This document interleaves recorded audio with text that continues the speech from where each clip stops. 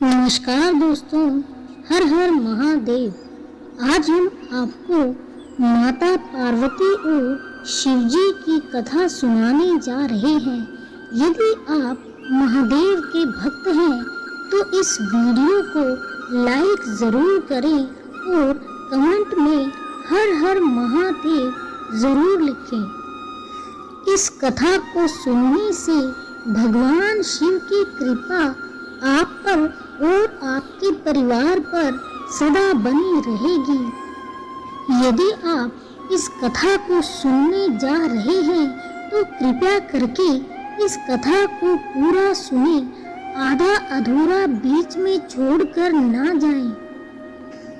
आइए कथा शुरू करते हैं। एक श्रेष्ठ पुत्र की प्राप्ति हेतु भगवान शिव से आज्ञा लेकर पार्वती ने 1 वर्ष तक चलने वाले पुण्य व्रत का समापन किया।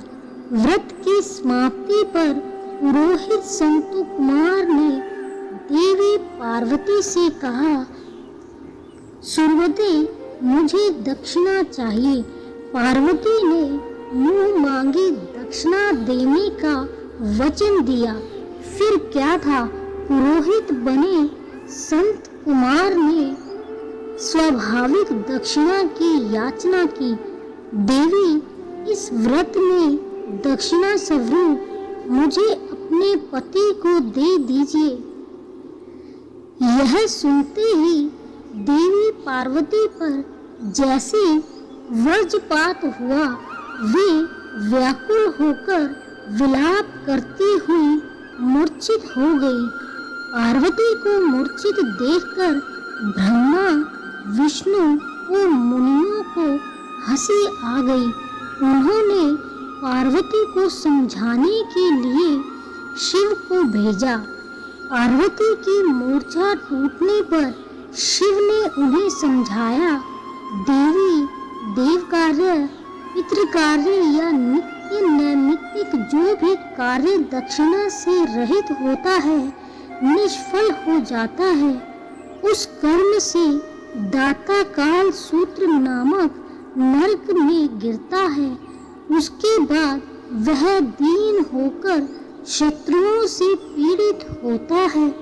ब्राह्मण को संकल्प की हुई दक्षिणा उस समय न देने से वह बढ़कर कई गुनी हो जाती है। भगवान विष्णु और ब्रह्मा ने पार्वती से धर्म रक्षा के लिए अनुरोध किया। धर्म ने भी समझाया, देवताओं ने भी कहा, मुनियों ने भी दक्षिणा देने की प्रेरणा दी, फिर भी पार्वती चुप रही। तब सनत कुमार ने कहा, शिवे, या तो आप मुझे दक्षिणा में अपने पति को प्रदान कीजिए या अपने दीर्घकालीन कठोर तप का फल भी त्याग दीजिए। इस महान कर्म की दक्षिणा न मिलने पर मैं इस दुर्लभ कठोर व्रत का फल ही नहीं, आपसे समस्त कर्मों का फल भी प्राप्त कर लूंगा। उद्विग्न होकर पार्वती ने कहा, पति से वंचित हो जाने वाले कर्म से क्या लाभ? दक्षिणा देने तथा धर्म और पुत्र की प्राप्ति से मेरा क्या हित होगा? पार्वती देवी की उपेक्षा कर वृक्ष की पूजा करने से प्राप्त हो सकेगा। साध्वी स्त्रियों के लिए पति 100 पुत्रों के समान है। ऐसी स्थिति में यदि व्रत में अपने पति की ही दक्षिणा दे दी जाए तो पुत्र से क्या लाभ? यह सत्य है कि पुत्र पति का ही अंश होता है, लेकिन उसका एकमात्र मूल तो पति ही होता है। मूल धन के नष्ट होने पर समस्त व्यापार ही विनष्ट हो जाता है। उसी समय आकाश में देवताओं और ऋषियों ने एक रत्न निर्मित रथ देखा जो पार्षदों से घिरा था। उस रथ से श्री नारायण उतरकर देवताओं के सम्मुख उपस्थित हुए।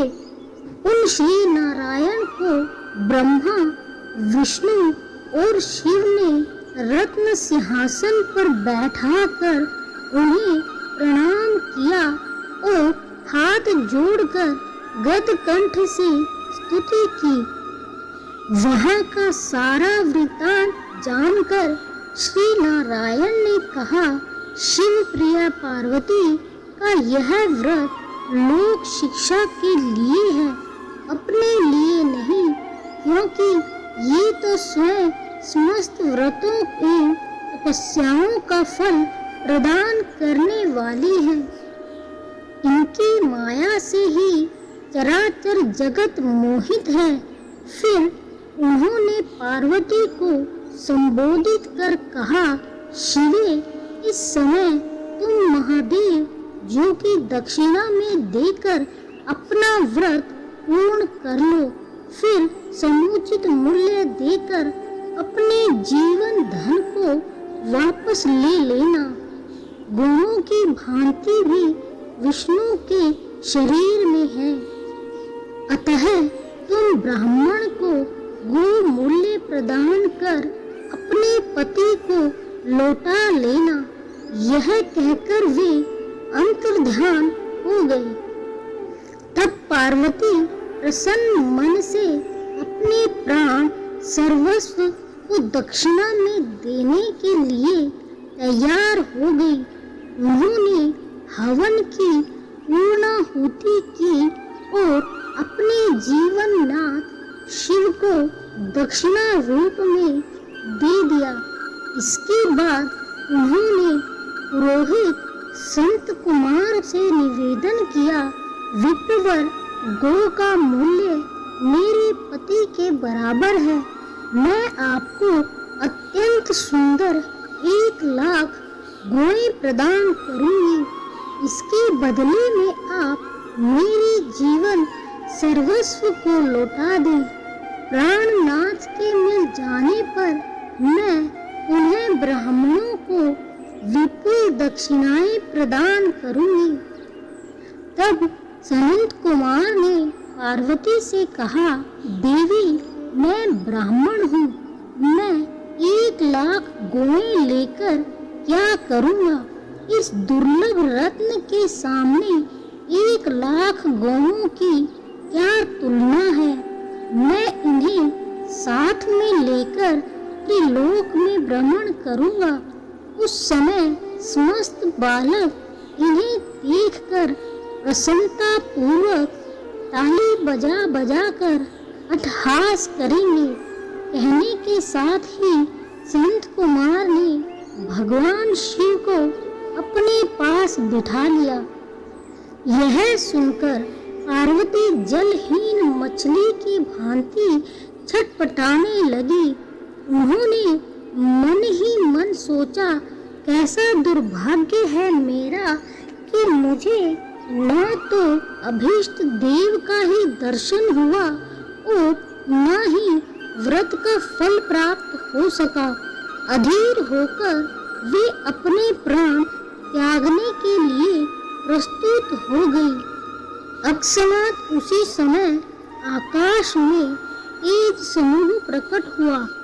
उस तेज समूह को देखकर पार्वती ने उससे अपने ऊपर दया करने को कहा और उस महक तेजो राशि के मध्य विष्णु मोहन श्री कृष्ण स्वरूप का दर्शन किया। ऐसे भुवन मोहन अनूप रूप को देखकर पार्वती उसी के सदृश पुत्र की कामना करने लगी और उसी क्षण उन्हें वह वर भी प्राप्त हो गया। तदंतर वह तेज वही तिरोहित हो गया। तब देवताओं ने ब्राह्मण पुत्र संत कुमार को समझाया। संत कुमार ने दिगंबर शिव को उसकी प्राणेश्वरी पार्वती को लौटा दिया। और माता पार्वती प्रसन्न हो गई। यदि आपने इस कथा को पूरा सुना है तो भगवान शिव आपसे प्रसन्न जरूर होंगे।